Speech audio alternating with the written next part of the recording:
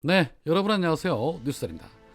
명태균 게이트의 핵심 김건희가 지난해 총선을 앞두고 김영선 전 의원에게 창원 의창구에서 김상민 검사가 당선될 수 있도록 지원해라. 그러면 선거 이후에 장관 또는 공기업 사장제를 주겠다라고 제안했다라는 폭로가 터져나왔습니다. 명태균의 변호를 맡고 있는 남상권 변호사가 낸 입장문에는 김건희와 김영선 전 의원 양쪽 모두에게 들었다. 나중에 칠불사 회동에서 김영선이 본인의 휴대전화 통화 기록과 텔레그램을 보여줘서 확인했다라고 말했습니다.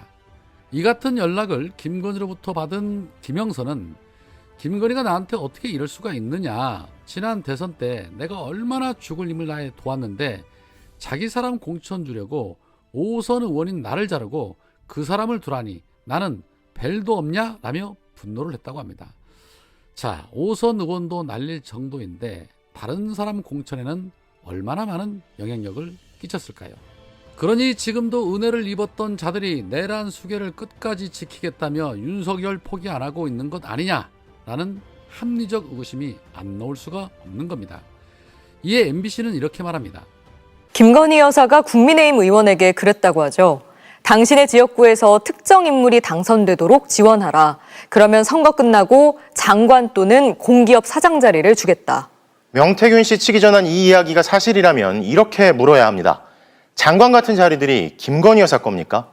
김 여사는 스스로를 어떤 존재로 여겼던 겁니까?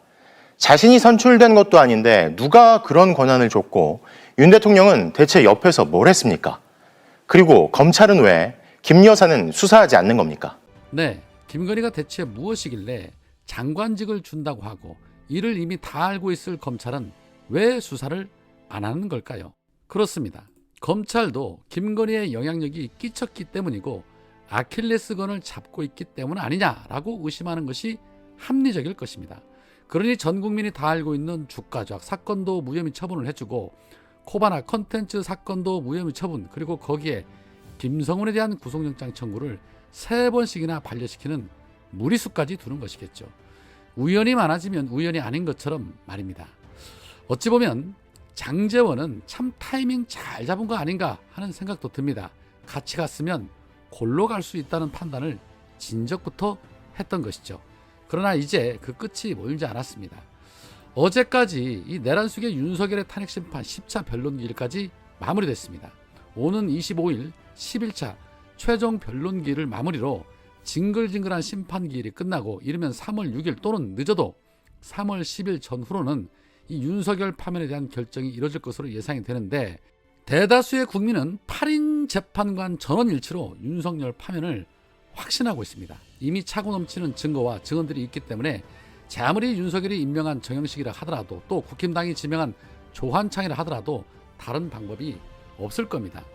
어제도 윤석열 측에서 신청했던 한덕수, 홍장원, 조지호 등의 증언 등에서도 반전을 노린 윤석열 측은 오히려 KO패를 당했습니다. 한덕수는 비상계엄을 위한 국무회의 절차와 실체의 흠결이 있었고 경고성 계엄이라는 말 들은 적 없다라고 확실하게 못을 박았고, 조지호는 변호인 입회하에 검찰 조사 받았냐라는 질문에 네라고 답을 했고, 사실대로 답했느냐라는 질문에도 조서별로 제가 그렇게 다 서명했다라고 답을 하면서 사실상 윤석열이 국회의원들을 체포하라고 6번씩이나 전화를 해서 닥달했다는 것이 사실임이 증명됐습니다. 게임은 완전히 끝났죠. 그런데 윤석열 측이 참 악랄한 것은 이 조지호가 암투병 중이라는 이유를 들어서 혹시 선망 증세 없었냐라는 질문을 던지기도 했습니다. 즉 헛것을 보거나 들은 거 아니냐라며 조지호의 진술을 흩뜨러뜨리려는 그러한 수작을 부린 것인데, 오죽하면 조지호가 웃으면서 검찰 진술이 맞다라고 했겠습니까? 추악하기가 그지없습니다. 최소한 인간으로서의 기본도 없는 자들입니다. 아픈 사람 모욕하는 것도 정도가 있지, 자신이 살기 위해서라면 누구를 막론하고 저렇게 다 내버리는 저런 자에게 뭘 얻어먹을 게 그리 많다고 충성 맹세까지 해가며 영혼들을 팔았는지, 본인들이 선택한 길이고 본인들 책임도 피할 수는 없는 법, 어쨌든 그 대가는 치러야죠. 여튼 헌재 최종 판결까지 길어도 이제 약 20일 정도 남았는데, 황당한 것은 윤석열이 밤 9시께 대변인단의 배이철 변호사를 통해서 국민변호인단이 모인다는 말씀을 들었다. 어른세대, 기성세대, 청년세대가 함께 세대 통합을 해서 더 나은 미래를 만들어가는 데 힘을 써달라. 그렇게 하면 내가 빨리 직무 복귀를 해서 세대 통합의 힘으로 대한민국을 이끌어가겠다라고 입을 털었습니다.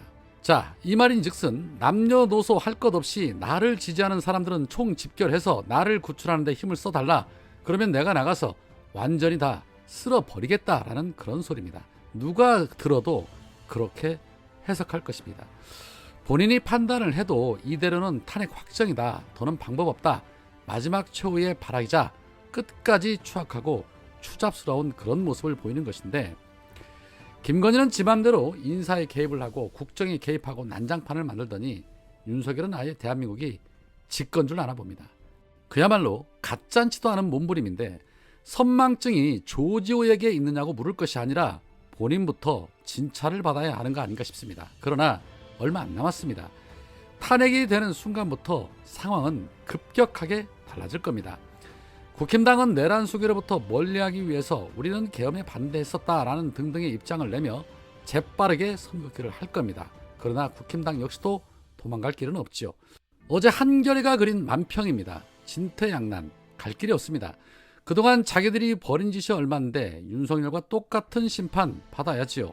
자, 그리고 707 특임단장 김현태와 이 성일종의 회유 의혹이 터졌는데, 분명 김현태는 헌재 증인으로 나와서 윤석열 측 질문에 저격수를 배치하지 않았다라고 증언을 했는데, 이 군 검찰 진술에서는 당시 저격수가 있었다라고 진술을 했다고 합니다.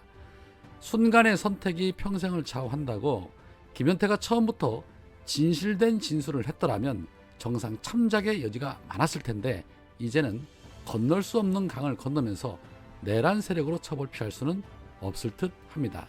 내란범들에게 이등병 강등이 어떤 것인지 제대로 한번 보여줬으면 속이 시원하겠습니다.